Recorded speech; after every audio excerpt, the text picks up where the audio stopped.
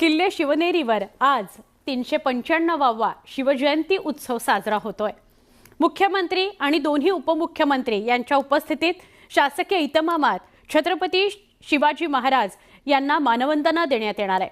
किल्ले शिवनेरीवर साजरा होत असलेल्या शासकीय शिवजयंती उत्सवाला आज पहाटे शिवनेरी किल्ल्यावरील शिवाई देवीच्या शासकीय पूजनाने सुरुवात झालेली आहे।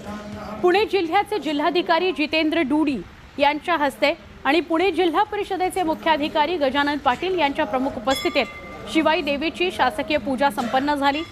शासकीय पूजेनंतर शिवाई देवीची सार्वजनिक आरती संपन्न झाली। शिवाई देवीच्या शासकीय पूजन किल्ले शिवनेरीवरील शिवजयंती उत्सवाला सुरुवात करण्याची प्रथा आहे।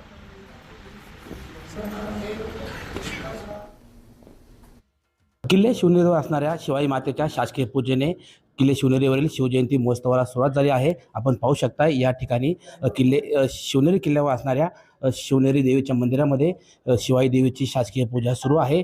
पुणे जिल्ह्याचे जिल्हाधिकारी जितेंद्र डूडी यांच्या हस्ते व पुणे जिल्हा परिषदेचे मुख्याधिकारी गजानन पाटील यांच्या प्रमुख उपस्थितीमध्ये या ठिकाणी किल्ले शिवनेरीवरील शिवाई देवीची शासकीय पूजा सुरू आहे।